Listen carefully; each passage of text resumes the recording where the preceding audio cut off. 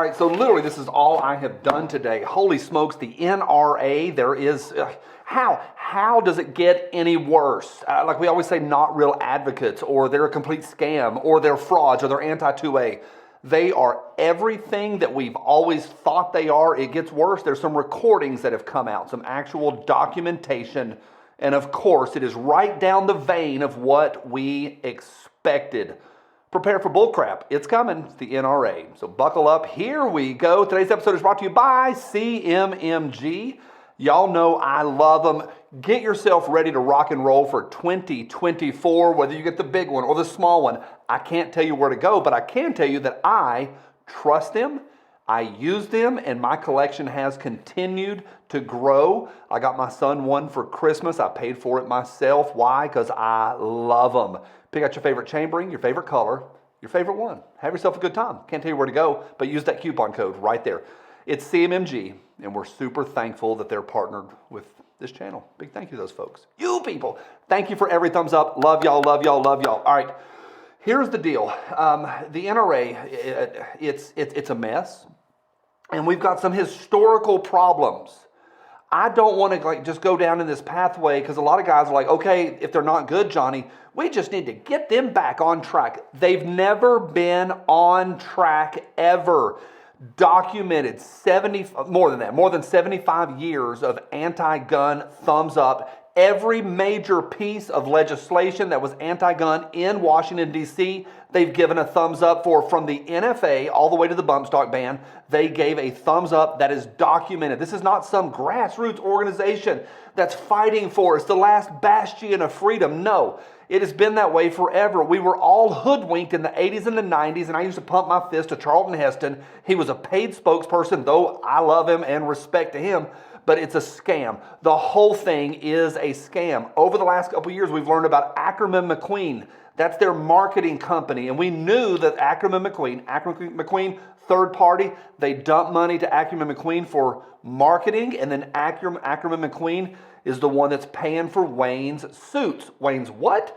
If you've not been following this, we know that Wayne went on a $30,000 suit buying spree in one day in Beverly Hills. There is no reason for an executive of a nonprofit to be wearing $30,000 of suits. Put on a damn sweatshirt and some Carhartts and get your rear end to work. Wayne. The other problem with Wayne, doesn't use a computer. Not the end of the world. He lives on legal pads.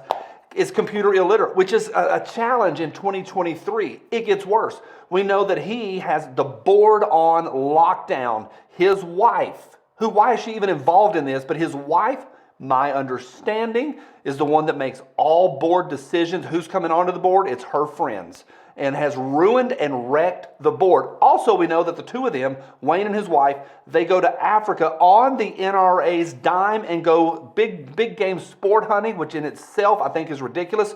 It's a non-profit. Then we also find out ongoing legal battles, repeated legal battles, non-stop stuff. Oh, them fighting the government legally for us? No. All sorts of stuff of them under fire. We don't know Wayne's legal bills for the year, but we know they are high.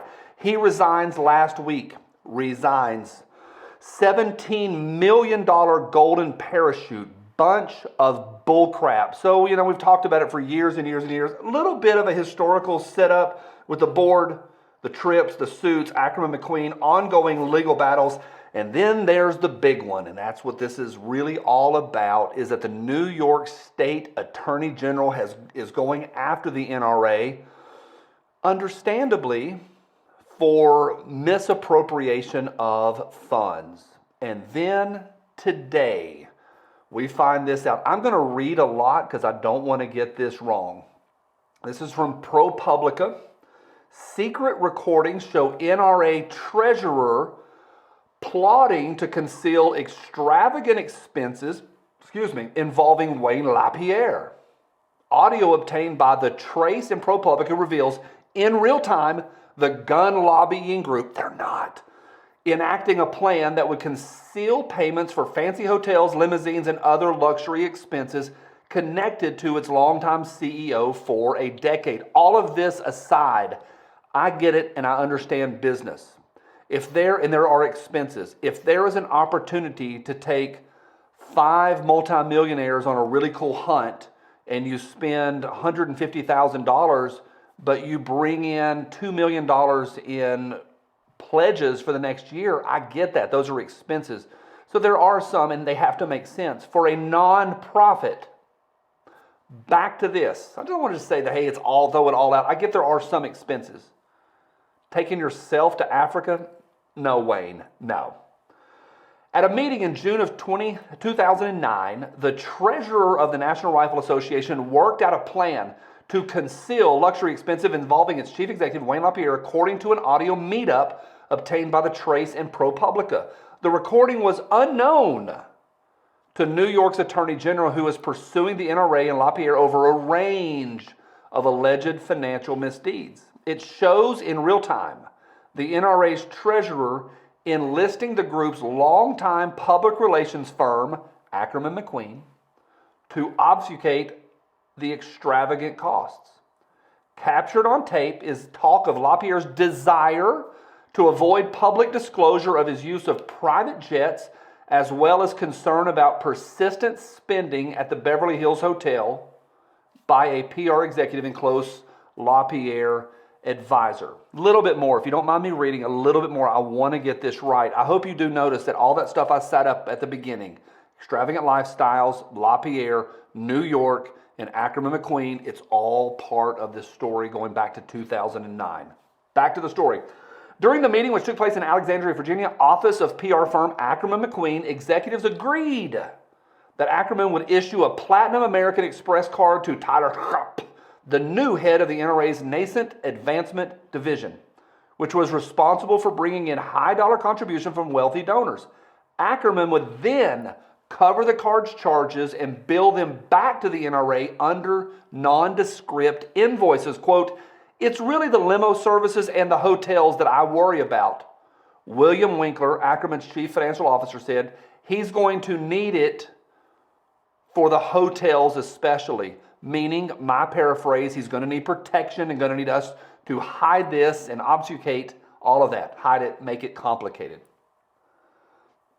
The use of Ackerman American Express card, according to a report by the New York Attorney General Letitia James, expert witness on nonprofits, skirted internal controls. And it goes on from there. I'll link to this article and you can chase the rest of it. It's not super long, but it is important. I want to read one more paragraph and then I'm going to wrap this up. Ackerman McQueen and Winkler declined to comment for this article. None of the other individuals mentioned in this story responded to requests for comment. The gun rights group's attorney, William A. Brewer III, said in an email, quote, "The tape has not been authenticated by the NRA, but if real, we are shocked by its content. The suggested contents would confirm what the NRA has said all along. There were certain insiders and vendors who took advantage of the association. If true, it's an example of a shadowy business arrangement, one that was not brought to the attention of the NRA board." I'm calling a big bull crap to that one. We've been talking about it on here for years. The board has been well aware they are bought and paid for stooges. Now, where do we end up here? There's more in that article if you want to read it. Super, super easy. Again, down below. Where do we end up here? Here's the deal. Two things. One, so often guys treat these organizations like their favorite sports team. If I'm not rooting for this one, Johnny, who do I root for? They all, not these guys, but the rest of them, like the Second Amendment Foundation, thumbs up from me. The GOA, thumbs up from me.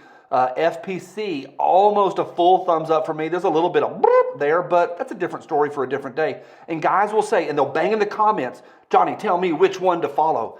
They have overlapping Venn diagrams of what they do. There's not just, hey, let's just all switch to one. Again, for me, short version, FPC, GOA, Second Amendment Foundation. Those are great. They really are. I think everybody, for real, everybody should be a member of the GOA, period. But it's not just pick a team. There's overlapping benefits. Plus, in your state, they're like the Virginia Citizens Defense League is fantastic for Virginia residents. I'm a member of that. I'm not even there. Lastly, now what? So many guys have said if we can just get them, it's how I started, just get them back on track. Wayne ran them into the ground. He has not run anything into the ground. They are as anti-gun as Ronald Reagan was, who signed the Machine Gun Ban Act, and they gave a thumbs up to that. This organization is a scam, and it needs to wither and die. It is unfortunate that the entire American media looks to them as speaking for us. They speak for less than 5% of us. They are not our voice, but so many in the media think they are, as well as their influence in Washington, D.C. It's all a problem. Thumbs down from me. I'm not a member. I used to be, and I am disappointed to find out the truth. This one today, even more evidence of their bullcrap and, in my opinion, criminal activity. Wayne Lapierre, good riddance to you.